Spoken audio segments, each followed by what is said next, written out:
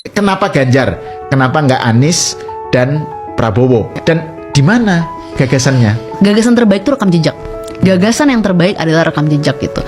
Orang bisa bicara gagasan, orang bisa bicara ide, orang bisa bicara visi Indonesia ke depan. Tetapi cara mengukur apakah orang ini akan mengimplementasikan itu melihat track record dia, melihat apa yang selama ini sudah dia lakukan. Apakah dia adalah orang yang betul-betul konsisten melakukan apa yang dia bicarakan gitu. Misalnya kita bicara terkait isu perempuan gitu ya, gitu.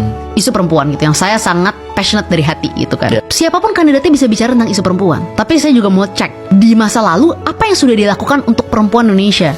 Kalau memang udah ada yang dilakukan ya mungkin kita bisa percaya gitu. Tapi kalau belum ada yang dilakukan itu hanya menjadi sebuah ide yang kita harus question, harus pertanyakan, harus kita uji apakah dia akan lakukan apa tidak. Untuk kita bisa percaya, kita lihat masa lalunya, kita lihat rekam jejaknya. Pak Ganjar di dalam hal ini menurut saya punya dua hal yang sangat clear. Pertama, untuk seorang politisi laki-laki, dan ini tidak banyak percayalah Mas Ahal, beliau punya perspektif gender yang sangat baik. Beliau tuh paham gitu bahwa afirmasi terus diberikan pada perempuan. Ini kan sering sekali nih kita mendengar ya orang-orang yang tidak paham kenapa harus ada gender equality, kesetaraan gender, mengatakan bahwa loh kalau mau kesetaraan gender dong garis startnya mesti sama gitu. Tapi Pak Ganjar enggak, Pak Ganjar sadar oh nggak bisa, ada ketertinggalan yang banyak secara kultural gitu untuk perempuan Indonesia. Makanya harus ada afirmasi, perempuan tuh harus lebih di depan dibanding di belakang. Itu secara gagasan untuk perspektif gendernya beliau sangat clear di dalam hal itu.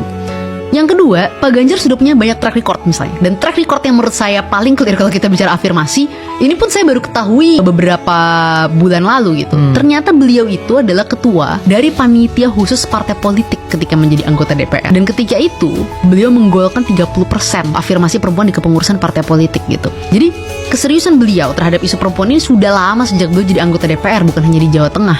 Ini kita sebelum jadi gubernur ya? Sebelum jadi gubernur gitu. Ini kita nggak bicara di Jawa Tengah, memang di mana beliau ketika mengambil keputusan-keputusan gitu ya, kebijakan publik gitu. Partisipasi kebijakan publik itu selalu melibatkan perempuan dan kaum disabilitas. Itu menjadi fokus juga. Kita belum bicara lagi nih misalnya bagaimana sepanjang tahun 2022 angka kematian ibu itu beliau turun, tekan secara drastis hingga 57%. Jadi saya ngelihat, oh Pak Ganjar ini punya perspektif gender yang baik. Pak Ganjar punya prestasi-prestasi yang clear terkait isu-isu perempuan ini. Kalau besok gitu ya, saya lihat beliau berpidato atau beliau wawancara berbicara tentang bagaimana kita mendorong kesetaraan gender atau misalnya keterwakilan perempuan atau bicara bagaimana melindungi perempuan atau meningkatkan akses pendidikan, kesehatan, ekonomi kepada perempuan, saya akan percaya karena saya melihat apa yang sudah beliau lakukan.